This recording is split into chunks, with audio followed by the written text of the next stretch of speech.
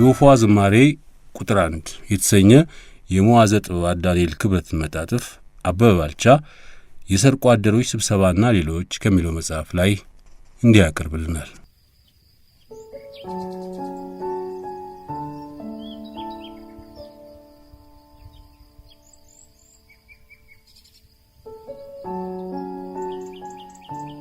የወፏ ዝማሬ ቁጥር 1 የሰርቆ አደሮች ስብሰባና ሌሎች በዳንኤል ክብረት።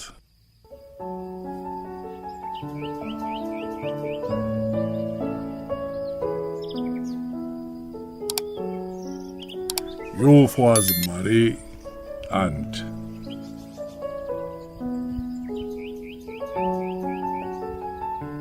ሰውየው ዛፍ ስር ቁጭ ብሎ ያዳምጣል ወፏን። የሚመስለው ግን የተመሰጠ በገና ደርዳሪን፣ የተሸለመ መሰንቆ መሽን፣ ከብቶቹ ለምለም ሳር ያገኙለት ባለ ዋሽንት እረኛን የሚያዳምጥ ነው። 10 ጊዜ አንገቱን ይነቀንቃል። የወፏ ዝማሬ ገብቶታል መሰል። ሁኔታው በግጥሙ ቤት፣ በስንኙ አወቃቀር፣ በሐረጉም ቅኔ እንደረካ ሰው ነው። ሰብና ወርቁን እንዳገኘ ቅኔ ሰሚ አንገቱን ግራ ቀኝ ይወዘውዛል። ደግሞ አንዳንድ ጊዜ ወፏ ራሷ ደንግጣ ልትበር እስክትደርስ ድረስ ለወፏ ዝማሬ የፊልም ቤት ጭብጨባ ያጨበጭባል። ይህ ሁሉ ሲሆን አሻግሮ ሌላ ሰው ያየዋል።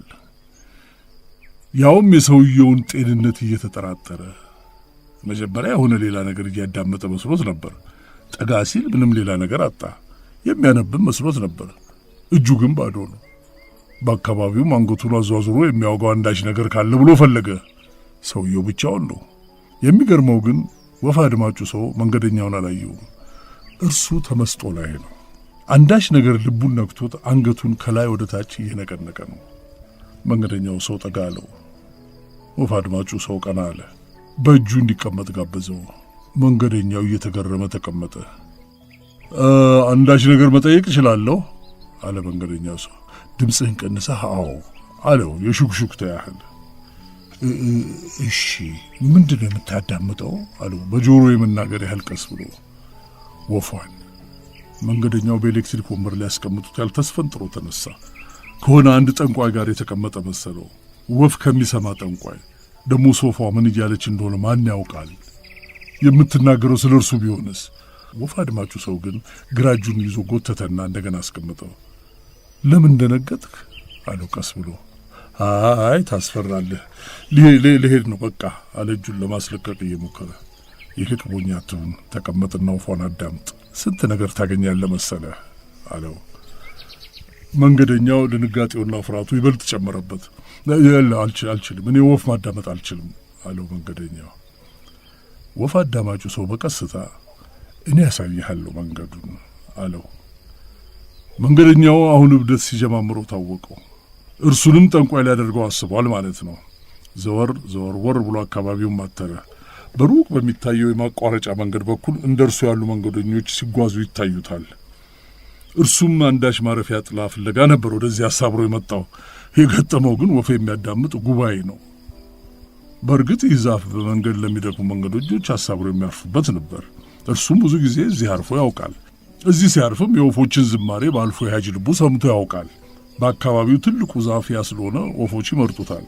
ያ ዝማሬያቸው ግን የዚህን ሰው ያህል መስጦትም አስደስቶትም አያውቅም።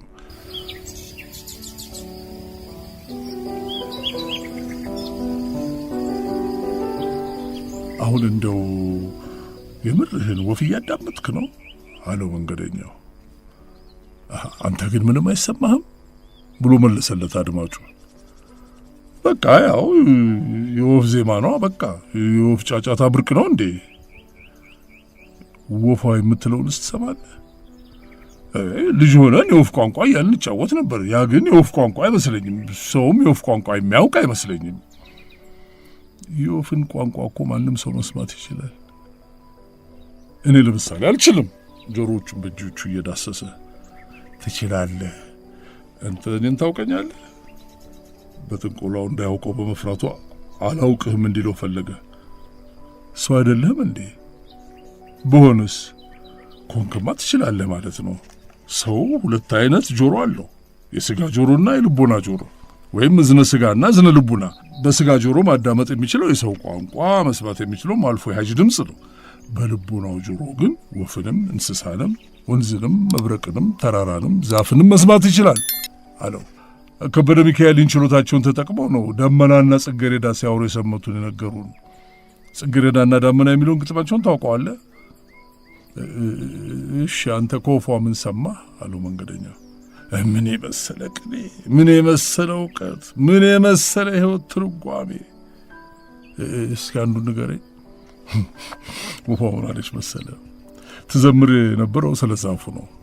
ዛፍ ሆይ አትመካ፣ እኔን አስጠለልኳት አሳረፍኳት ብለህ አትመካ፣ በቅርንጫፍህ አትመካ። ለእኔ ዋናው ያንተ ቅርንጫፍ አይደለም፣ ለእኔ ዋናው የራሴ ክንፍ ነው።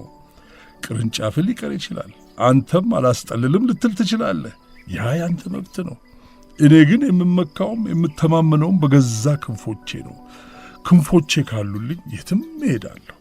ሌላ ዛፍ ላይ አርፋለሁ፣ ሌላ ቤት ላይ እወጣለሁ፣ በተራሮች ላይ ቆማለሁ፣ በመስኩ ላይ እራመዳለሁ።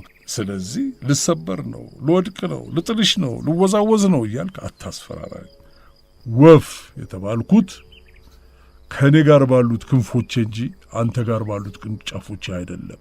ወፍ የሆንኩት እኔ ጋር ባሉት ላባዎቼ እንጂ አንተ ጋር ባሉት ቅጠሎች አይደለም። ወፍ የተባልኩት በቆምኩበት እግሬ እንጂ በቆምኩበት ግንድ አይደለም። እኔ ባለኝ እንጂ በምትሰጠኝ አልተማመንም።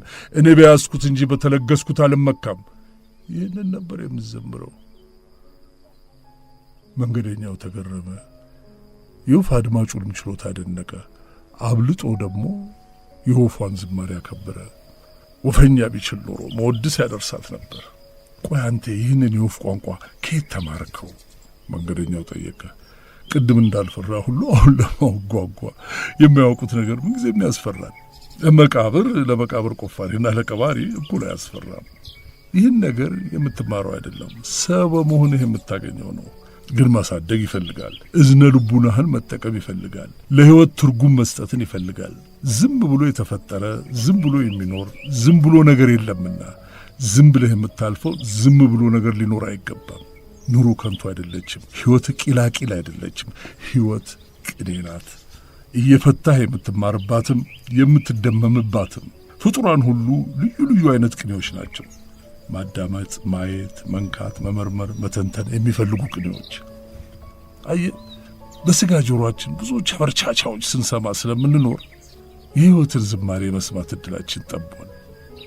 አንተ ግን ስማ፣ አካባቢውን፣ የአየሩን ሁኔታ፣ ድምፁን፣ የፍጥረትን እንቅስቃሴ፣ የፍጥረትን የእርስ በርስ ተግባቦት አድንቅና ፍታው። ድምፅ፣ ዝማሬ፣ ትርኢትና መልእክት የሌለው ፍጡር የለም። ዝማሬያቸው ግን የሚሰማው፣ ትርኢታቸው ግን የሚታየው፣ መልእክታቸው ግን የሚረዳው ለሰው ነው። ሰው ነው የሚፈታላቸው።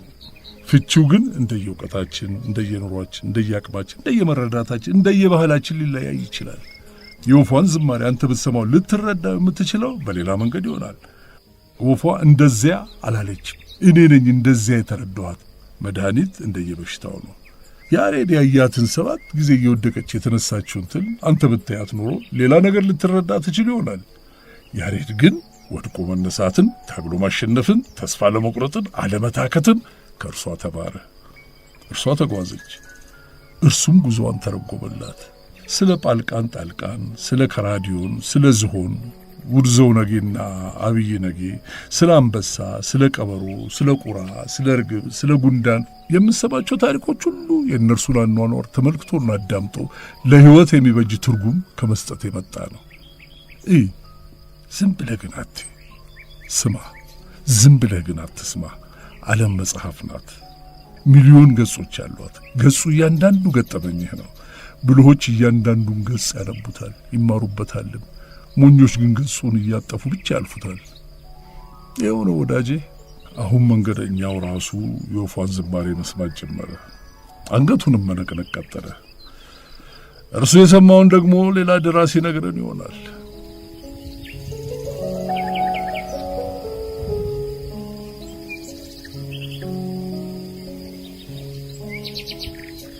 የወፏ ዝማሬ፣ የሰርቆ አደሮች ስብስብና ሌሎች በዳንኤል ክብረት መጋቢት 2009 ዓ.ም